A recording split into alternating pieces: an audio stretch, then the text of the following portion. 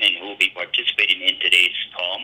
Unbeaten rising sensation Mario de la Stega Barrios will collide against fellow unbeaten Batsier Akhmedov for the WBA Super Lightweight Championship. Tickets are going quickly. They are still available, and it's being promoted by Man Down Promotions, TGB Promotions, Sean Porter Promotions. They're available at AXS.com.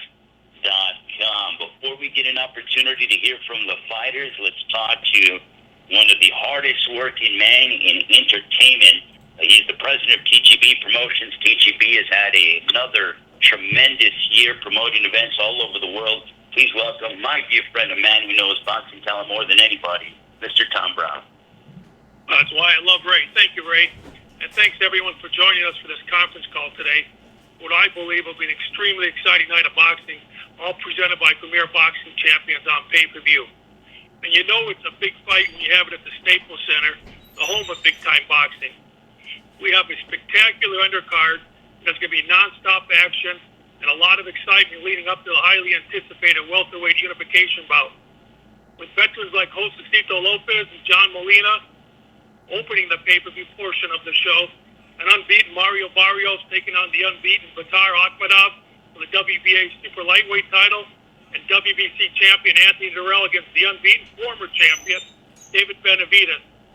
Any one of these fights could easily steal the show. So it's going to be a great night. I'll throw it back to Ray, and thank you again. Thank you very much to Mr. Tom Brown, always working hard, but we greatly appreciate his time. He's very excited, as is the rest of the world. Now, with today being Mexican Independence Day, I think it's only fitting and apropos that we have one of the biggest Mexican stars in the sport here to kick off today's call. David Benavidez has been quite active. He was on hand at yesterday's huge festival here in Los Angeles, celebrating the holiday, and was a tremendous hit with the crowd, greeting fans, signing autographs, taking photos. He is just 22 years of age, former super middleweight world champion, trained by his father, Jose Benavidez. They have tremendous chemistry with one another, certainly a winning formula. And talking about that winning formula, he was the youngest super middleweight world champion in history when he won the championship in 2017 by defeating Ronald Gavril, most recently having come off of a very impressive second-round stoppage over J. Leon Love. That was as the co-main event of FOX PBC Pay-Per-View back in March. He's undefeated, 21-0, 18 wins, coming by way of knockout. Originally from Phoenix, Arizona, now training in Southern California. Ladies and gentlemen, please welcome one of the fastest rising stars in boxing today. Here is David El Bandera Roja Benavidez. David. Hey, what's up, guys? How's it doing? I want to thank you guys for inviting me to be on here. And first of all, I want to say happy Mexican Independence Day. We was just at Grand yesterday, and I was happy to see the gang and all the people celebrating Mexican Independence Day. And the fight is less than 2 weeks away, probably the biggest fight of my life, and I'm just very excited to be in this position. Thank you very much, David. Now we're going to go ahead and open up to the media if they have questions for David Benavidez. And as David pointed out, it is Mexican Independence Day. So many great fighters have fought around the holiday, and lo and behold, David is looking to make a statement on September 28th. And now to the media for questions. Ladies and gentlemen, if you have a question at this time, please press star 1. If you have a question at this time, please press star 1. Waiting for callers to join the queue. Our first question comes from Carlos Toro with the Fightful News. Please go ahead. Thank you, David. Thank you so much for hosting us on this media call. David, it's been a year, almost a year, since the positive drug test result came out, and you certainly owned up to it, and you're now back into this position where you're fighting for a world title. What about you has changed between a year ago when you failed the drug test and now? What's changed is that, I'm getting older, I'm more mature. I feel like the situation did more good to me than bad. It's made me realize that everything could be lost. With over a day, you know what I mean? So it definitely took that to mature me and see that I'm not going to work my whole life, have my whole life's work taken away over one error. So, I'm more dedicated, I'm going to value things way more, and this is just a fight on my Dirrell. He's a great fighter, he's a champion, I took nothing away from him, but I need these fighters, so I feel like, I'm older, I'm stronger than last year, I'm faster than last year, I'm smarter, my boxing IQ is higher, and when I'm put in these type of situations, I never feel, the best comes out of me. This is my second pay-per-view fight that I'm going to be a co-headlining, and this is where I want to be my whole life. So I'm going to take full advantage of this situation. Our next question comes from Robert Rejar from the Magenta, Los Angeles. Yes, hello. Feliz Día de Independencia. My question to you is, what would the Los Angeles fans would look forward to come to see you on Saturday? What would they see different from you against Dirrell that they didn't see in the first fight? I've never fought Anthony Dirrell in the first fight. This is my first time fighting Anthony Dirrell. But the fans could expect to see me, the same David Benavidez and Hoshi, exciting to watch, hard puncher, I'm going to make it a war, if Anthony Dirrell doesn't want to make it a war, I'm going to make it a war. I'm going in there, I'm looking for the knockout, I'm basically finding my own backyard, so I'm going to make it fight with this fight, and it's going to be a hell of a fight. Anything you would like to say to the fans that are going to come to see you from Los Angeles? Yeah, it's basically, like I just said, I'm finding my own backyard. I have a lot of friends here, a lot of family here, a lot of people that support me. There's a lot of Mexican people here. So, I'm definitely going to be, this fight's going to be for them, and it's going to be an amazing fight, and I'm going to try my best to not grow up. Can you give us a prediction? What? Can you give us a prediction? Yeah, I just told you my prediction. I said I'm going to try to knock Anthony Dirrell out. So, I'm going to go in there. It's going to be a hell of a fight. Anthony Dirrell is no pushover. So, I'm going to do my best to knock Anthony Dirrell out, like I said. Well, thank you for your time, and I'm sure all the fans will be cheering for you. Thank you. Our next question comes from Carlos Toro from the Fightful News.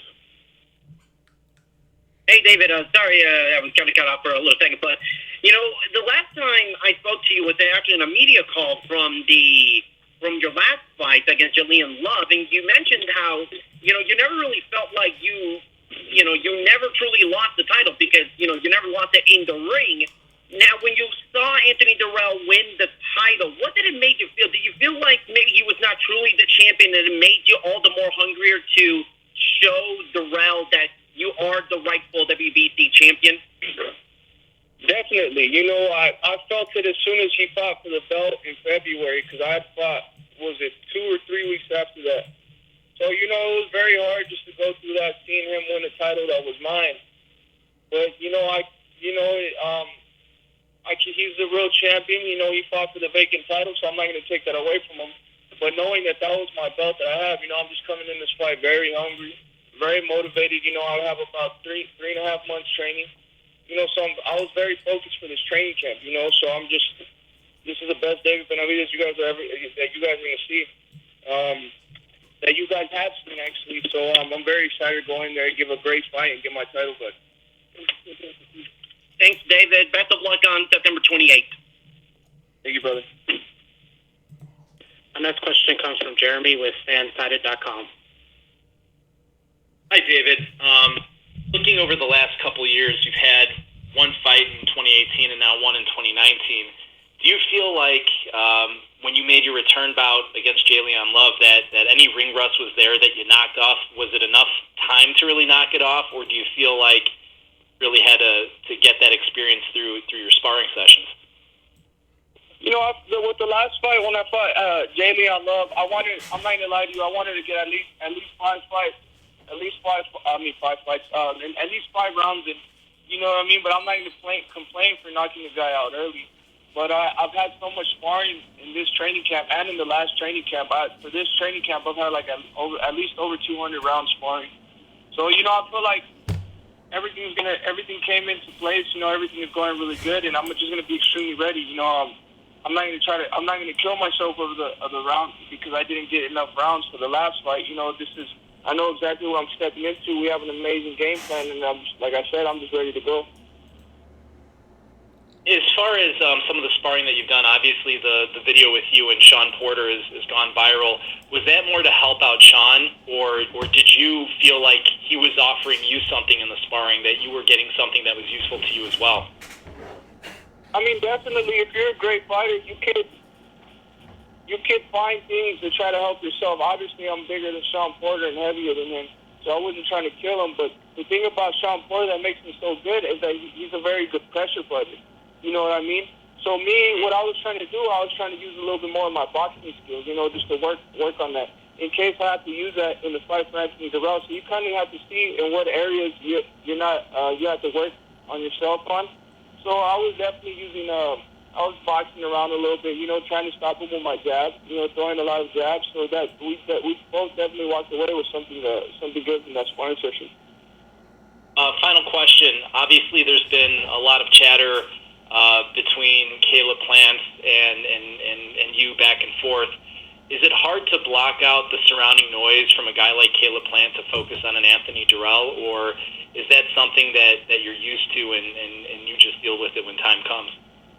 I mean, to be honest, I don't hear any chatter at all. I just hear, you know, some people saying that would be a good fight. I mean, he personally, he doesn't tell me anything, and I don't hear anything from him. So, you know, it's not hard to block something out when I don't hear anything to start off with.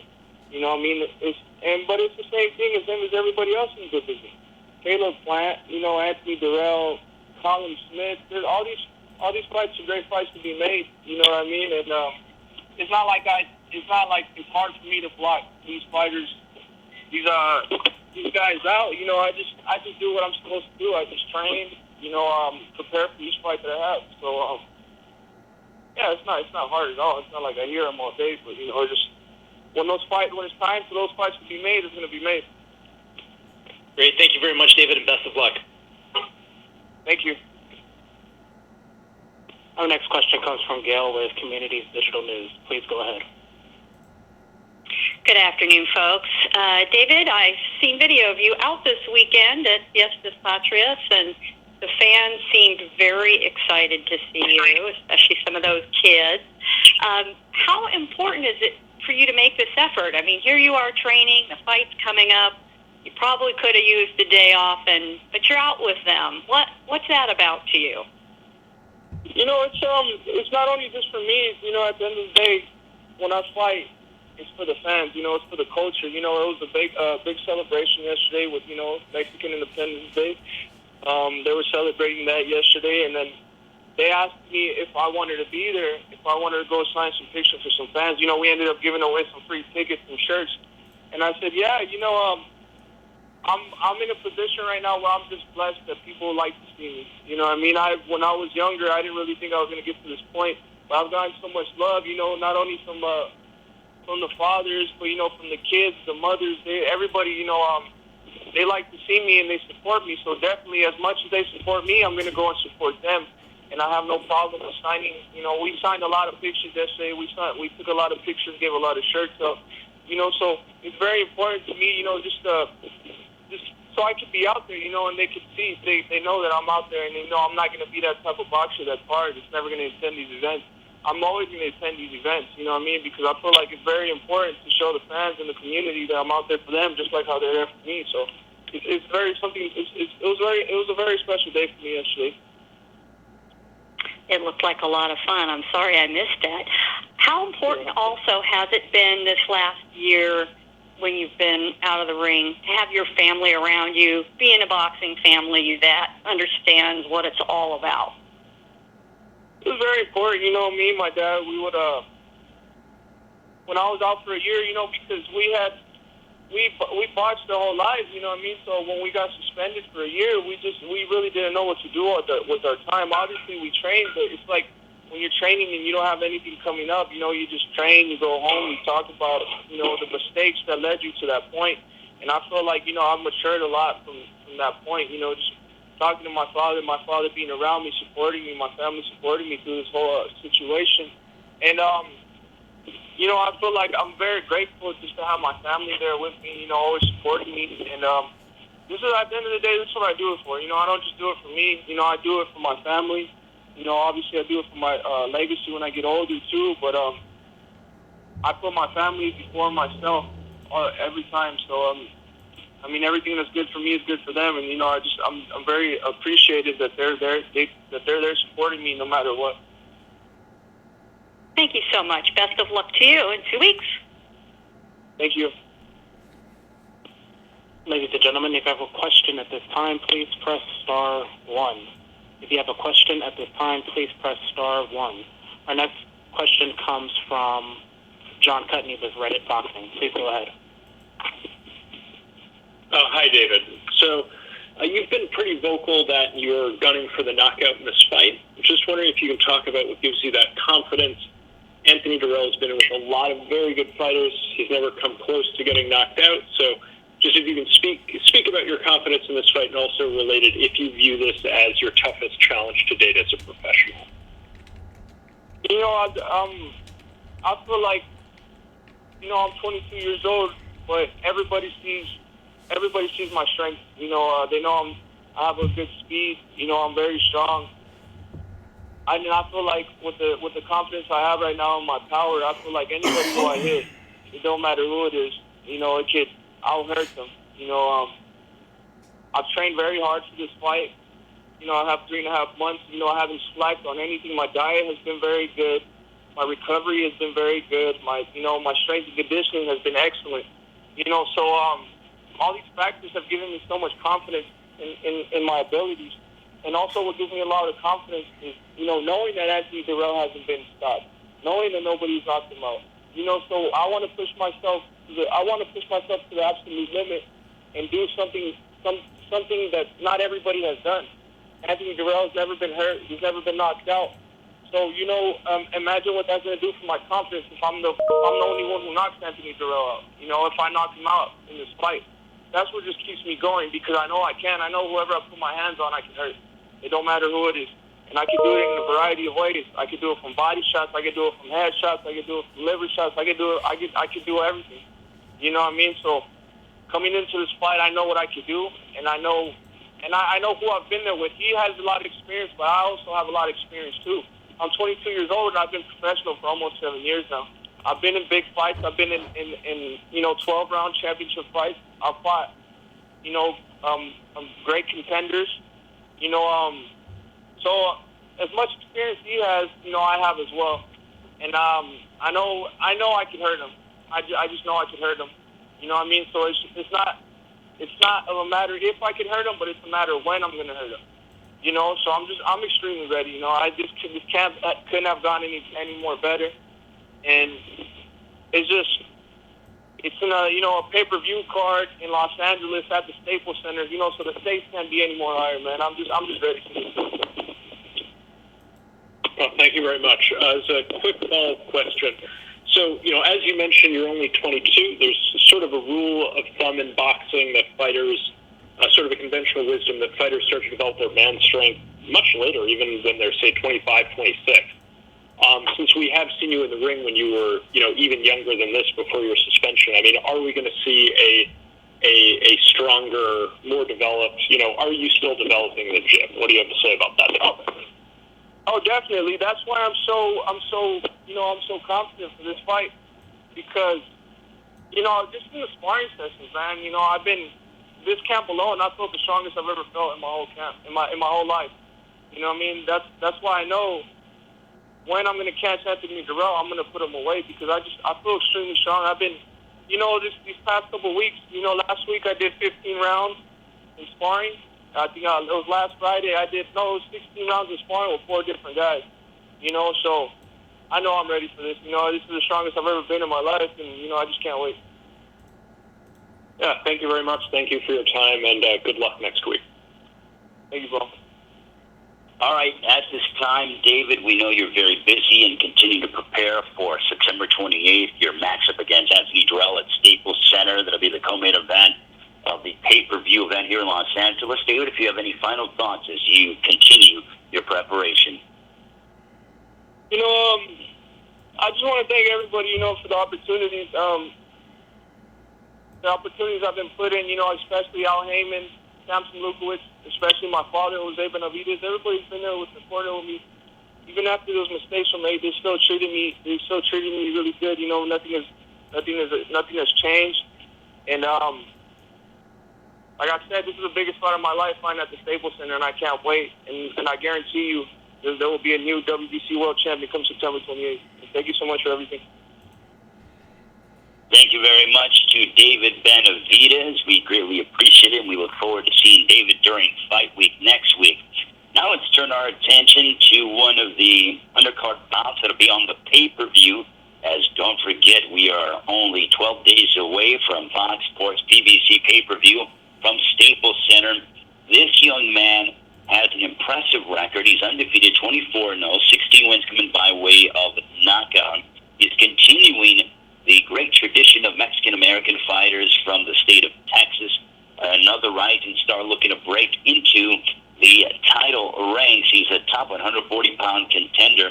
He has went ahead and rattled off 8 straight knockout victories since moving up here to 140, most recently having knocked out Juan Jose Velasco in 2 rounds in May back on Fox, and he's going to fight his toughest challenge to date in the fellow unbeaten Basir Akhmedov. He's undefeated, 24-0, 16 wins coming by way of knockout. Training in the Bay Area under the guidance of esteemed trainer Virgil Hunter. Please welcome from San Antonio, Texas, the undefeated Mario El Azteca Barrios. Hey, how's it going, man? Appreciate you guys having me. Mario, if you have any opening comments as to how training camp has been and your excitement level as you build towards Saturday, September 28th. Yeah, I feel, of course, as a fighter, every training camp, feels like the best one. But, this one, really, it's been a great camp. We left no stone unturned, during this preparation for this fight. I'm aware, this is my biggest opposition to date. And, I'm excited to be competing, for the vacant WBA world title. Now, if we have the medium if they have questions for Mario Barrios, now is the time, and we will open it up for questions for Mario Barrios.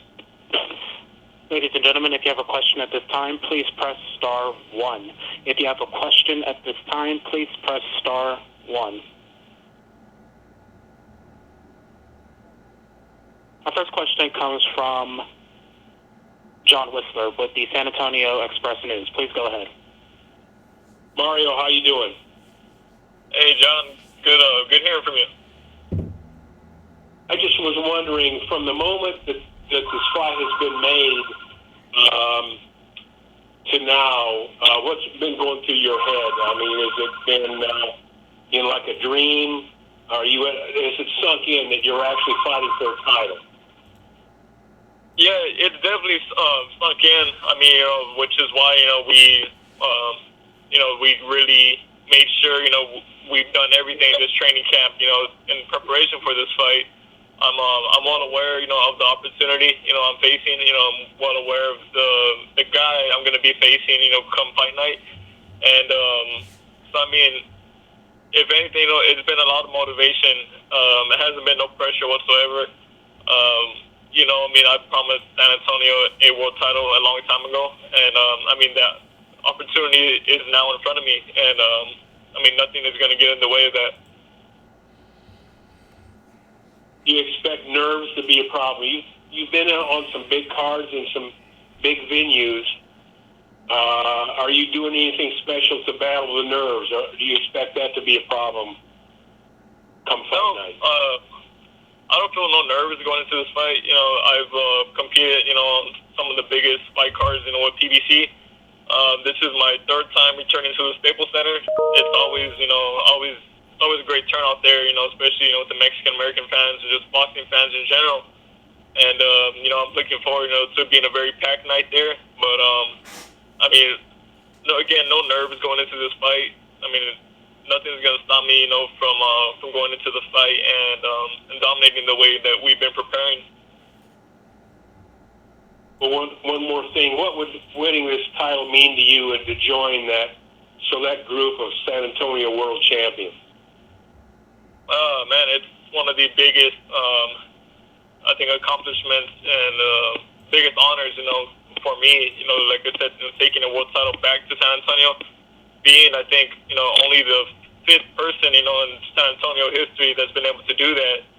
And so it's gonna be an indescribable feeling. But the first things first, I have to go out there and take care of business next Saturday. Okay, thank you. Thank you, John. Our next question comes from Jeremy with Fansided.com. Please go ahead. Hi, Mario. Thanks for taking the time to talk. Obviously, being in the super lightweight division, it's loaded with talent, whether you're talking Jose Ramirez, Josh Taylor, Pro Gray, and the list goes on. For maybe some of the people that aren't familiar with you, what do you think stands out about your style of fighting? What do you think you bring to the table that's going to catch people's eye? Jeremy, I think, not being full of myself, but I think I could call myself, an all-around fighter. And then, given my size in this division, I'm, one of the biggest probably currently. And, I use my size to my advantage. I can box very well on the outside. I work well off my jab. But, also, growing up, in Texas and having, a good amateur background as well. Growing up, I really learned how to fight on the inside, just very, very, I guess you would say Mexican style, where I would brawl, so I'm able to box and brawl, when people ask me about my style, I tell them I'm a boxer puncher. Because, I'm not just a power puncher, my last 8 fights have been stoppages. But, it's not like I'm just going out there and just winging shots and just, catching, lucky shots. Every fighter that I've stopped, they've been stopped in, different ways, with different punches. So, I think, this fight is going to continue, to show the boxing fans, about my presence, in my division and just, in the sport alone. You talked about your size. You are large for the division. Akhmedov is obviously several inches smaller. You're going to have height on him. You're going to have reach. Do you find that those measurables make a difference when you're in fight? Do you feel an advantage when you have a height advantage or a length advantage? I know some people say that they don't feel one. Do you feel more empowered having a size advantage? Actually, I would always, prefer fighting somebody, that was closer to my height. A lot of times, when I was early in my pro career, I would fight some guys that were they were real short, almost too short. And that actually presents a lot of trouble a lot of times. But, Akhmedov, he's a good height, he's not too short, not too tall. So, whether, I'm fighting on the outside or, or whether it becomes, a very busy inside fight, I'm ready for either one of those. Great. Thank you very much, and best of luck to you. Thank you, Jeremy. Our next question comes from John Cutney with Reddit Boxing. Please go ahead. Hi, Mario. So, as you've already discussed, you're on a great knockout streak. I know, I'll just say, early in your career, when I saw some of your early fights when you were very young, I didn't know what to make of you, but again, you're on this 8-fight knockout streak. You really seem to gather a lot of momentum. I'm just wondering if you can talk about what the last few years of your career have been like, if it was just a maturation process, if everything has sort of started to click in your style, or, you did just need a certain amount of time to develop in your career. Yeah, I think it's a combination, of everything. Of course, when I first started, I was 18 years old when I turned pro, and I turned pro at 124. So, I was very new. I was just most of my fights, just going out there, just depending on my length and power, to stop fighters.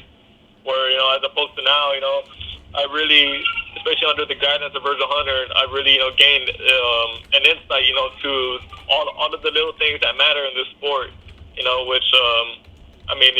Which when I started working with Virgil about 3 or 4 years ago, it really showed me a lot, because he was able to take me to that, to that next level, that world championship stage, which is where we're at.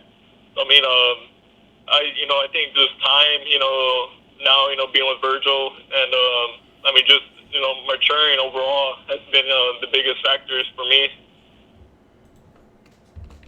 Okay, so one more question. So your opponent, Akhmedov, is only 7-0. And over the last, 10 or 15 years ago, that might have seemed crazy for him to be fighting for a title. But over the last few years, we've seen a rise of Eastern European fighters, some of whom come in guns blazes early in their career, like Lomachenko, fight for a title early on to have some success. Other fighters, not so much. So just wanted you to give your assessment of Akhmedov, in general, and, being, again, an Eastern European fighter with relatively so few fights. Yeah, Akhmedov, he has an impressive amateur resume. He has the experience coming in with him. But, one of the first times going into a fight, I'm actually, the veteran. So, of course, the pros and amateurs, they're two different ball games. And come fight night, I'm going to use everything that I've learned in my past 24 fights. And I'm going to put everything to use. Again, I'm not saying I'm overlooking Akhmedov. I'm expecting, the best version of him, that has possibly ever showed up. But, like I said, I've had a great camp. I know I'm ready, given any kind of fight that he wants. Okay, thank you very much. Good luck with your remaining preparations. Good luck next Saturday. Appreciate it, John. Our next question comes from John Whistler with San Antonio and Express News. Please go ahead. Hey, Mario, it's John again. Have you, by any chance, I know you said you had kind of a relationship with John Michael Johnson. Has he talked to you about fighting for a world title? Have you talked to him lately at all? No, I haven't spoke to him in a while. Just, aside from, little comments that, that he will post, on anything I post. But, he gets his support, which, means a lot, especially coming from, just, my hometown. All right, is your family going to be out there? Will Selena be out there? I imagine they will be. Yeah, everybody, all my family, my sisters, my parents, they're all going to be there, and then, even, just a lot of friends and family, they're flying in for the fight. About how many do you expect? There's quite a bit. It's hard to even say. Well, with Akhmedov being 7-0, and there's been some people maybe questioning the legitimacy of this title. The WBA gives out like 3 titles per division. Does that bother you at all that people say that maybe this isn't that legitimate? No, it doesn't bother me at all. I know my placement, in my division, and I know this fight, it is a world title.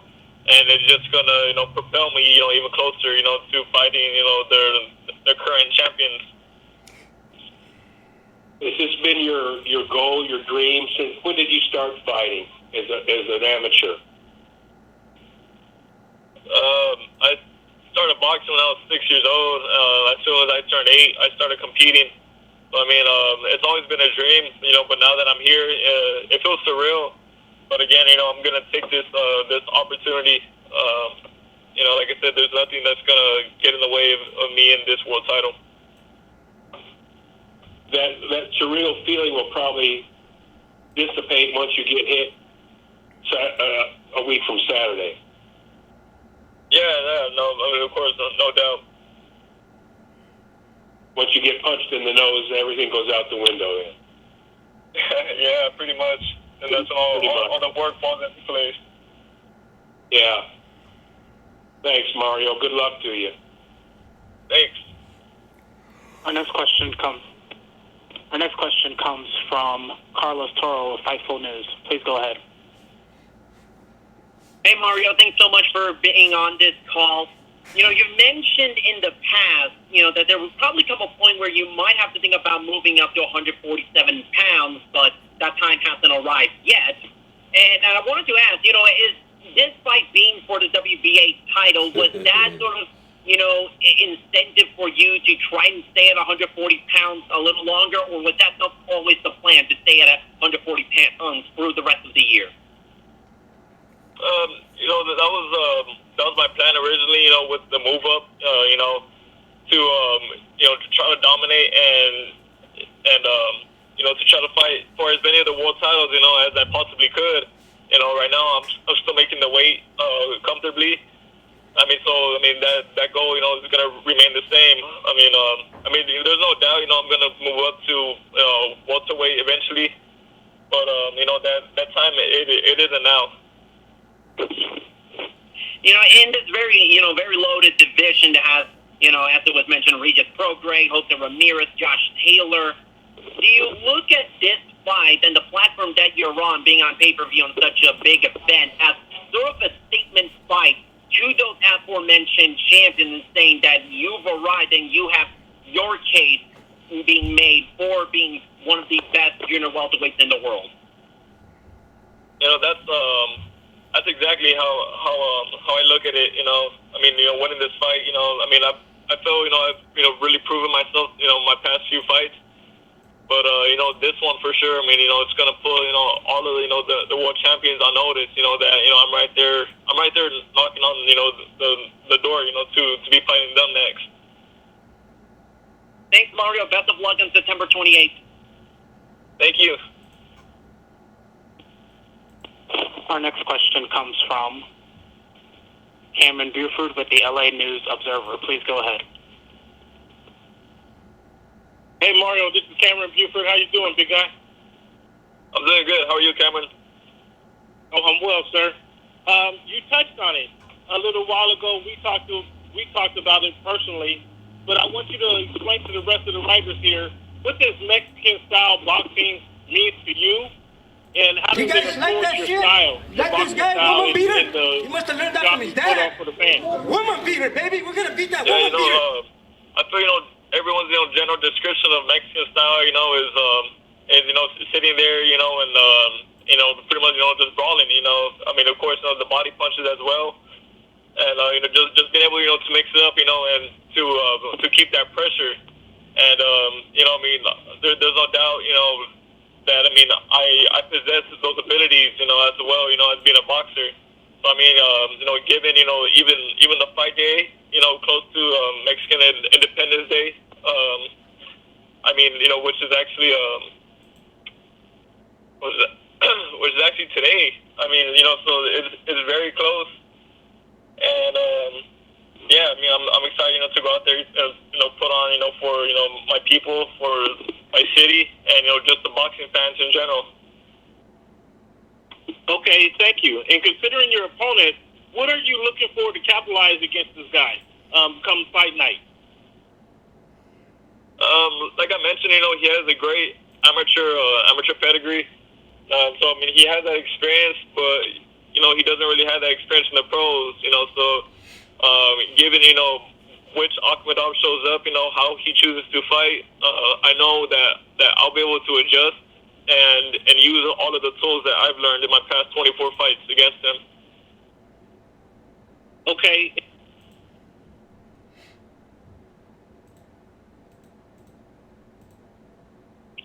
All right, well, thank you very much. And Mario, before we go ahead and get ready to let you go, we know you're very excited for your matchup against Bandera Roja on September 28th. It is a big night of action from Staples Center live on pay-per-view. Final comments, Mario, as you get set for your matchup. Not much. I mean, I appreciate, you know, y'all having me. I appreciate the media, you know, all tuning in, you know, asking their questions. And, I mean, and thank you, you know, to all the fans and supporters. Really appreciate it, Mario. Thank you so much. We appreciate him taking the time out of his very busy schedule. And now let's transition and close out the conference call with the champion, a man who is representing his hometown of Flint, Michigan, training in Las Vegas for this matchup. A two-time super middleweight world champion, having previously won the titles over Saki Obika, enters this fight on a 6-bout win streak. Won his title by winning a technical decision over Abdi Yildirim in February on FS1. His record, 33 wins, 1 loss, 1 draw, 24 wins coming by way of knockout. He's always in exciting matchups. I mean, he literally brings his best and brings everything that he has every single time he steps inside the ring. Ladies and gentlemen, please welcome the reigning and defending WBC super middleweight champion of the world. Here is Anthony the Dog Dirrell. Anthony, opening comments. How y'all doing? I mean, y'all can start with the questions. I'm just ready to fight. Been a long camp, been a great camp, and just ready to get this job done. All right, well, as Anthony mentioned, we're now going to open it up to the media. If you have questions for the champion, by all means. If you have a question at this time, please press star 1. If you have a question at this time, please press star 1. Waiting for callers to join the queue. Our first question comes from John Cutney with Reddit Boxing. Please go ahead. Hi, Anthony. So, we were just on with David before. Oh, hey, how's it going? Thanks for coming on.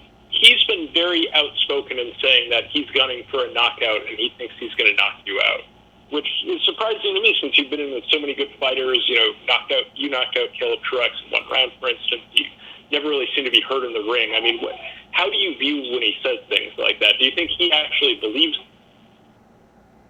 What's your take on that? I think everybody's going in there and look for the knockout. Does it happen every time? No. But you're going to go in there and look for a knockout. Boxers don't get paid for overtime. So, of course, we're going to go in there and say we're looking for a knockout. That makes everybody want you to knock them out. That's what I'm going in there for. I'm looking for the knockout. I think I do it every time. And I'm ready for the 28th. I'm ready to defend my title and be successful at it. So you've been in with a lot of very good fighters over the course of your career. I just asked him if he viewed you as the toughest fight of his career. How do you rank the challenge of facing him compared to the rest of the fighters you've fought in your career? I think he's a good fighter.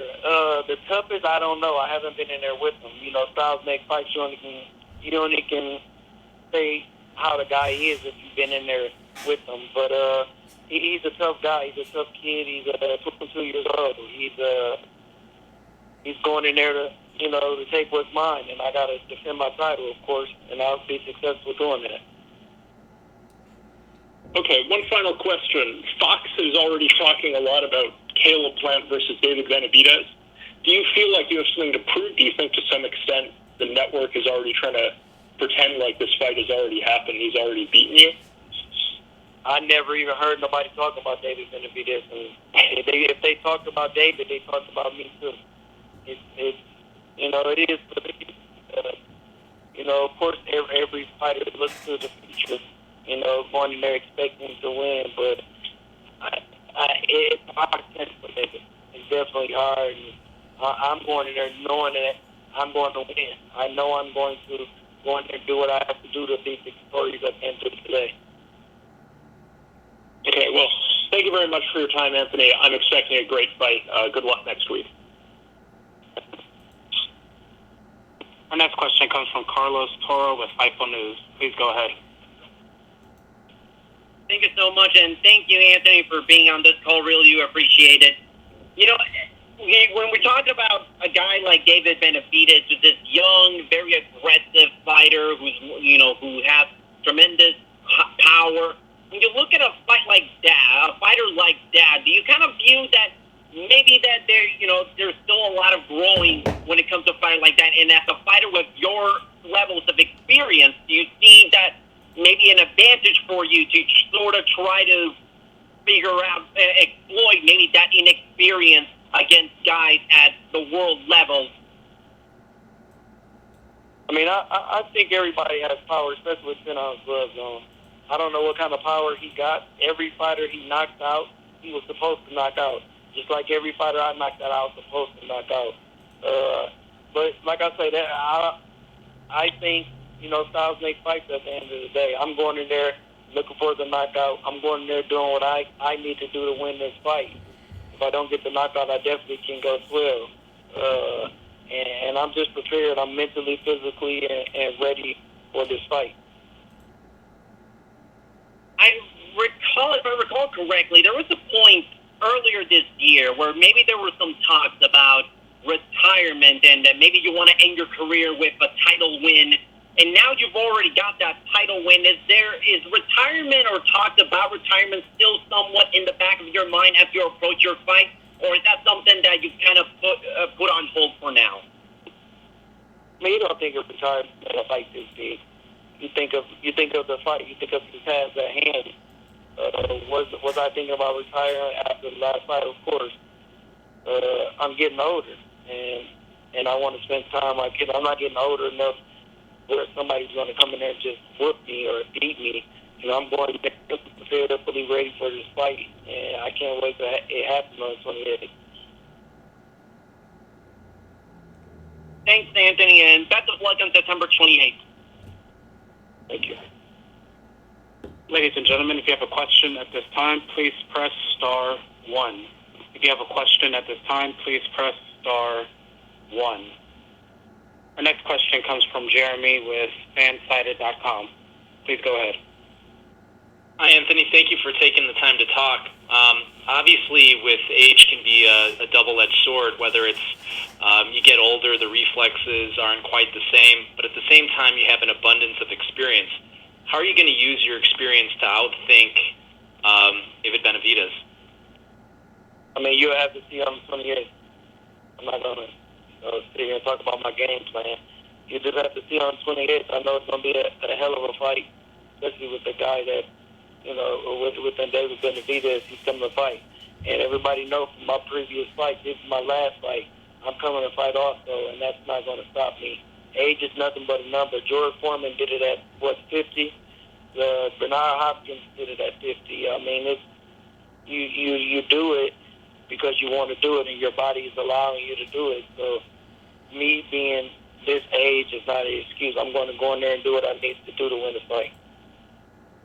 You fought some very impressive boxers over the span of your career, whether it's Truex, Jack, Dika, etc. Where do you think David Benavidez stacks in there based on what he's accomplished so far? I mean, I don't know. I'll have to get in there and fight him. I can tell you better after the fight, but right now, he was a champion. He knocked out people he was supposed to play. He did what he was supposed to do. He went 12 rounds with Gabriel, twice. And I just feel I'm so much better.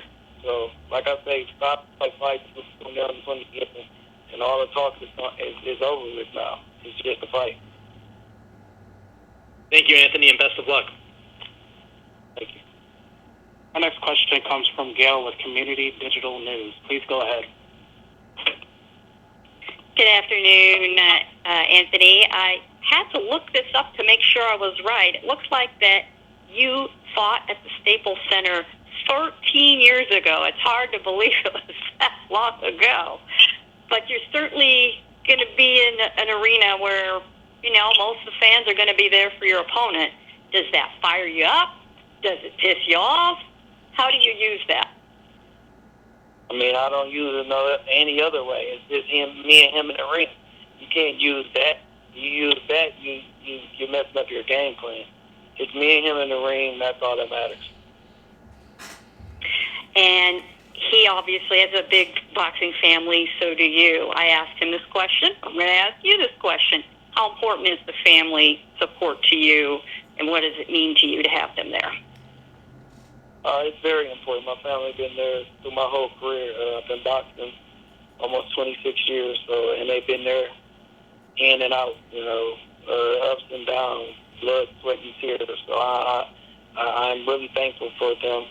Thanks for my wife, my kids even, watch my fight. So I'm really thankful that they're by my side and I got a family that I can depend on. And I just have to ask this. We didn't hear breaking news, did we, that you're going to try to beat B-Hop's record and fight till you're 50? I didn't hear anything like that, did I? Nah, you didn't. Not at all. just checking, but we wouldn't mind. Good luck to you, sir, and all the best. Thank you. Our next question comes from Cameron Buford with the LA News Observer. Please go ahead. Hey, Dirrell. How you doing, sir? All right. You talk about, well, it's well known that you got the experience, the advantage over Barrios in this upcoming fight. How much do you Benavidez. or Benavidez, excuse me, how much do you believe your experience will play a factor in this fight? I think it'll be a big factor. I think I'm a little more polished in that area. And just, go in there and stick to my game plan. And do what I need to do to win this fight. No matter how the win comes, as long as it comes. When you're fighting, do you develop a dislike for your opponent at all, or is it strictly business with you guys? Or with you? No, it's business. It's strictly business. There's no personal issues. It's business. You going in there, they're trying to knock you out, you're trying to knock them out. That's all it is. I have no animosity or anything towards David at all. I think him and his family are, good people. They're very respectful people, and that's good. But on the 28th, all that respect goes out the window. Certainly, that's a mature outlook. With that being said, what are some of the things that you admire about Benavidez's boxing style, if anything at all? Nothing. That don't even make no sense. What I admire is about somebody else's boxing style. Well, that don't fight. As a boxer, nothing. So as a boxer, where I was coming from with that, as a boxer, there might be some things that you admire about another boxer. I'm not saying he's better than you or going to beat you up because you admire him. I mean, I'm fighting this guy. Why would I admire something about him? I don't admire that stuff. That's fair. That's fair. Thank you, sir. Yep.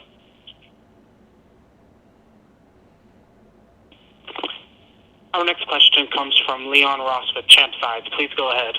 Dude, Dirrell got sand in his vagina? Why are you so mad? Or irritable? He off weight? Can you hear me? I can hear you now. How you doing, Champ? I'm all right. I can't complain. All right. I wanted to ask you, it's been well documented that David Benavidez has been sparring Sean Porter.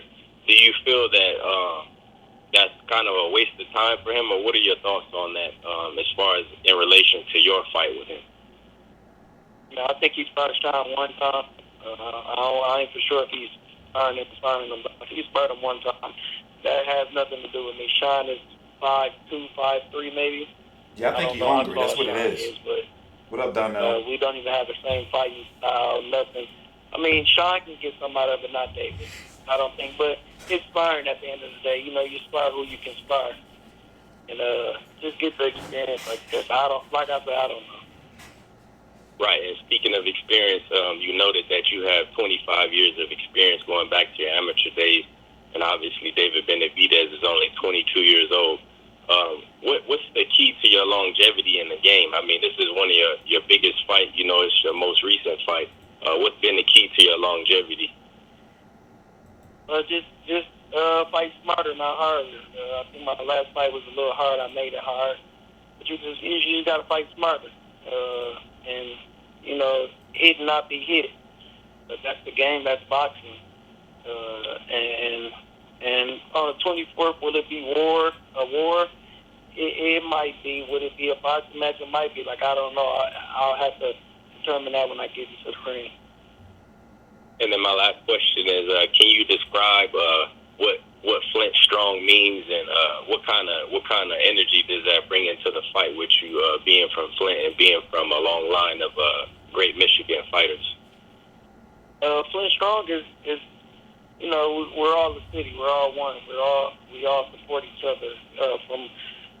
From Mateen Clear, Miles Bridges. I mean, I can keep naming. You got a lot of people from Flint. Kyle Kuzan from Flint. You got JaVale McGee from Flint. You got Monte Morris from Flint. You got a lot of these athletes that rep Flint. If you look at any one of their tattoos, I bet they have Flint on them or 810. I mean, it's just us sticking together as a city as a whole and trying to make us better. All right. Thank you, champ. See you September 28th. Thank you. All right. Well, thank you very much to Anthony Dirrell for taking the time out of his very busy training schedule. I know he is immersing himself getting ready for his title defense against David Benavidez. Anthony, before we get ready to let you go, do you have any final comments ahead of your pay-per-view showdown on September 28th at Staples Center? Just tune in. If you can't get there, definitely tune in. It's going to be a mega show. At the end of the day, the fans will win. The fans are, you know, who we're coming out there to do this performance for, and at the end of the day, they will win. And just like I said, if you can't be there, order it. It's a heck of a card. Thank you very much to the champion, Anthony Dirrell. Greatly appreciate also Mario Barrios and David Benavidez, and also thank the media for joining us and participating in this conference call. Don't forget, the event goes down on September 28th. It's FOX PBC Pay-Per-View from Staples Center in Los Angeles, headlined by the anticipated welterweight unification matchup between IBF champion Errol Spence Jr. and the WBC champion Sean Porter. And again, David Benavidez going head-to-head against the champion Anthony Dirrell. Also, Mario Barrios against Batir Akhmedov, Josecito Lopez, John Molina Jr., a can't-miss night. We'll see you all next week during Fight Week. Thank you.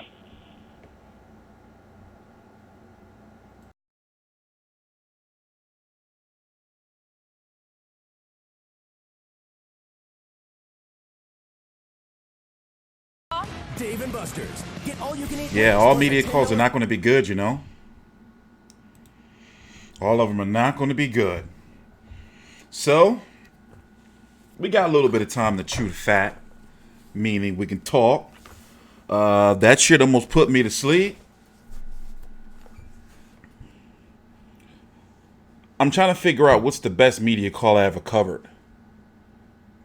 Some of them be good. Some of them, you know, it's just, you know, they're media calls, you know.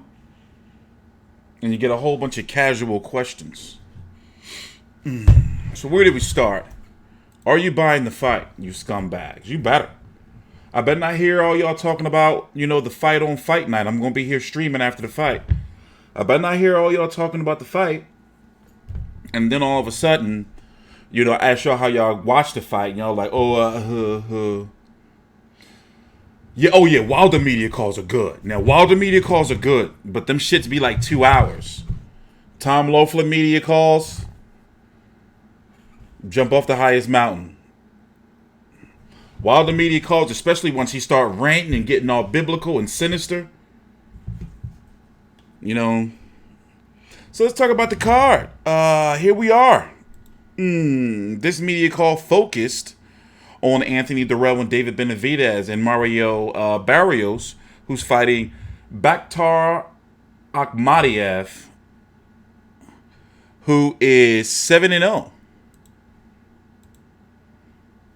So, now this is a pay-per-view. I believe this should be pay-per-view. You know, but is my bias of knowing like how the money and politics work is the reason why I believe this should be pay-per-view? Because Errol Spence and Sean Porter on free TV on Showtime, they couldn't accommodate it. Like the budget. They couldn't accommodate it. So, of course, since this fight is happening in LA, two black guys, they couldn't do that. That's the real shit, right? They couldn't do that. So they had to throw some of my Hispanic brothers. And as you know, I'm half black, half Mexican, and half Irish. So, you know, of course they had to throw some of my Hispanic brothers up on the card. You know? With David Benavidez, Mario Barrios, Josecito Lopez, John Molina, Robert Guerrero, all the hometown Hispanic. Robert Guerrero versus Jerry Thomas. We watched some tape on him last week. I don't know where they be finding these people, man. And look at all these Fernando Garcia. They got Joey Spencer up on that joint. Jose Venezuela. You know, it's a nice card. It's a nice card. It's a nice card, you know, and you got to support the sport, man. You know, you got a unification. Two African American. When the last time two African American fighters outside of Mayweather and Berto headlined a pay-per-view? What was it? Mayweather Mosley? And then Mayweather Judah?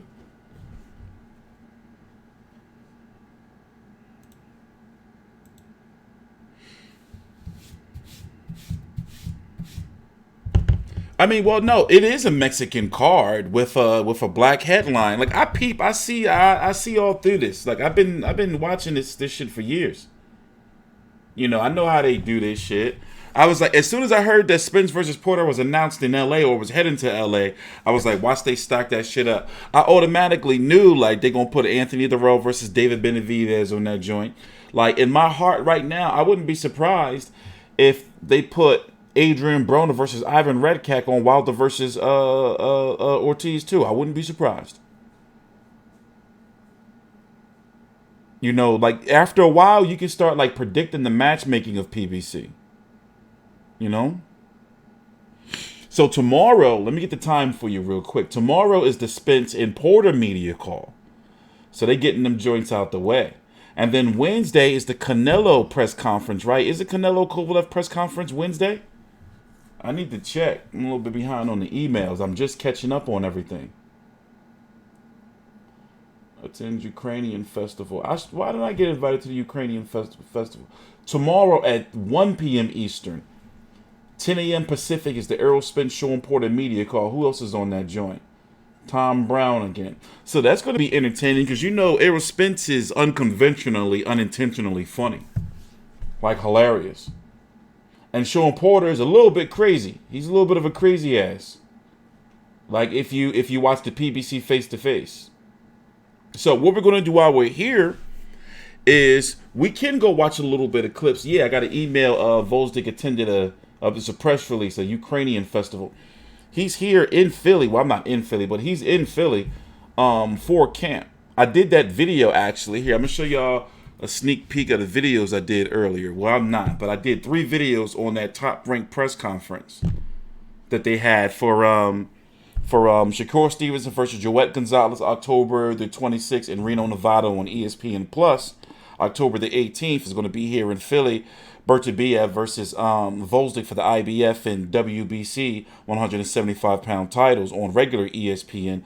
November the 2nd on, is ESPN Plus, ESPN, Miguel Burchelt versus Jason Sosa for the WBC title, 130 pounds. That is taking place in the Dignity Health Park Center or some shit they call it, whatever used to be the StubHub. And then on November the 9th is Jamel Herring versus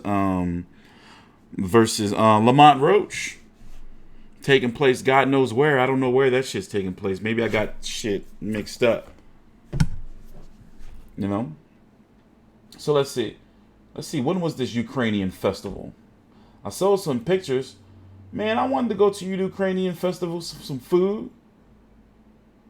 Man.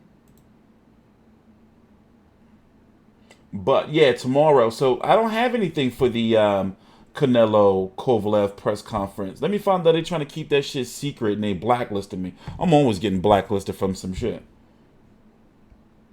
People always trying to blacklist me, man. Eventually, you know, we work out our differences, but man, it'd be rough, man. I don't like getting blacklisted, man. That should be whack.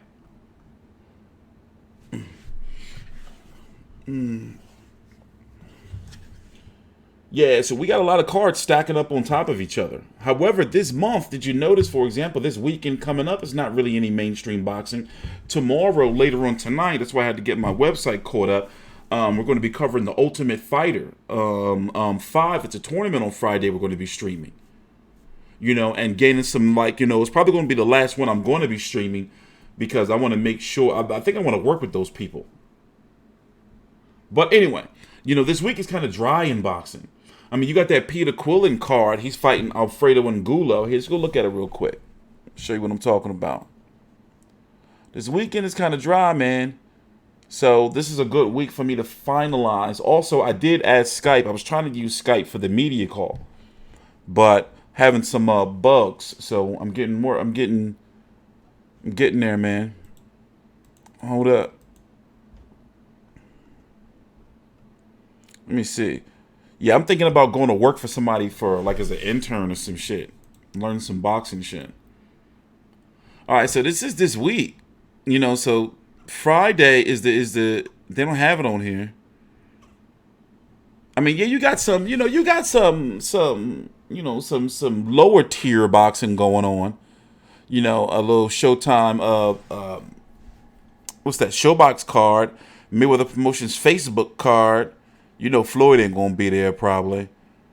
What else? And you just got, Thompson Boxing, Peter Petroff. He's,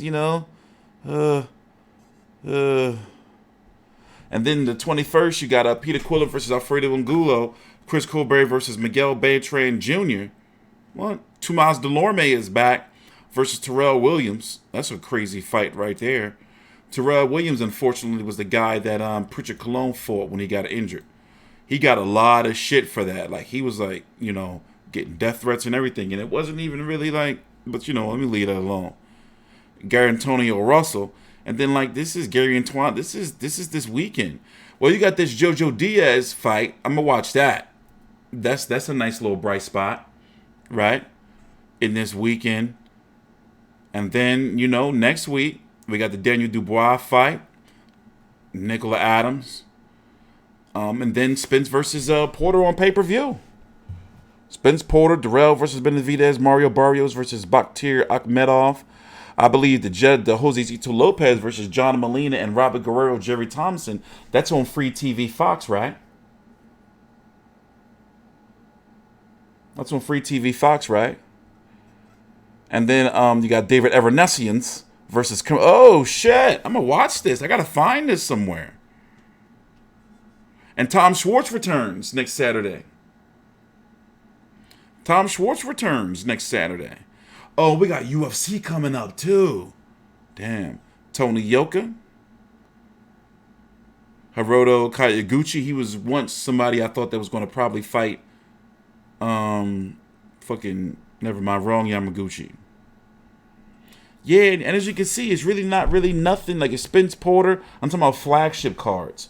It's Spence Porter and then Golovkin Derevianchenko.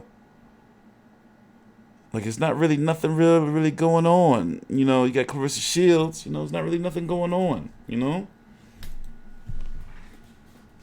of a little, I'm saying, weak.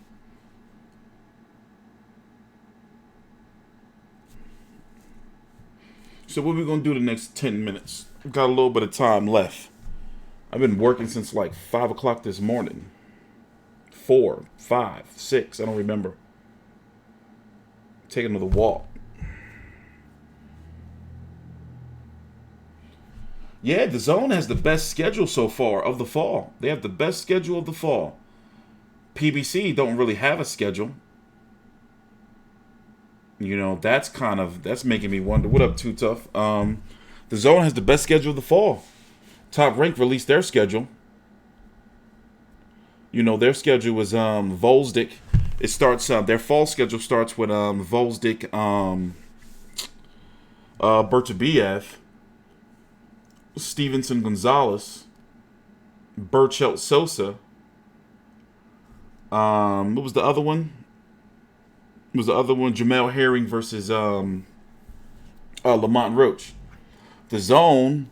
Well, we got Golovkin, right? We got Golovkin, Derevianchenko. We got the World Boxing Super Series, 2 of them. And Noye versus Donaire. And Prograis versus Taylor. What other fight the Zone got in October? We got Usyk returning against Tyrone Spong. Dimitri Bivol on that card.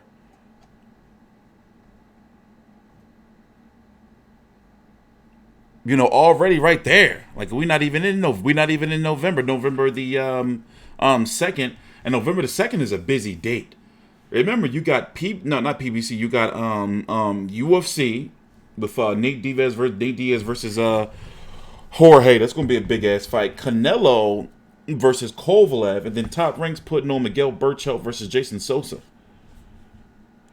And November the 2nd, PBC has a FS1 set up, and Matchroom has a card for England. Wait a minute, I think that probably just got announced today. Just not updated on ESPN. You got that fucking KSI shit. KSI Logan Paul shit. That's going to be, You know, and I'm hearing that, like, fans, like them KSI Logan Paul fans are pissed that it's not like an all YouTuber event.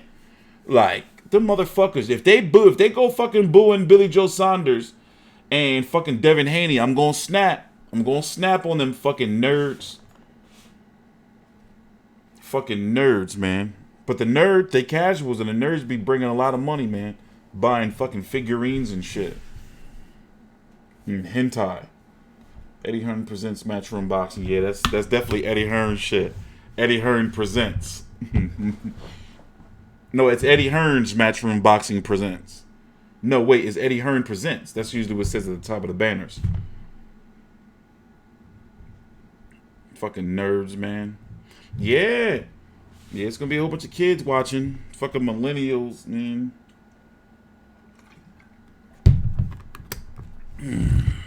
But alright, guys, we're getting up out of here. I got to get to work, and I'm tired of shit. I haven't had my nap, and I've been doing press releases and typing all day.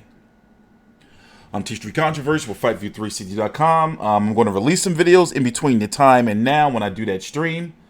The post-fight show is returning for Spence versus Porter. It's going to be a long night.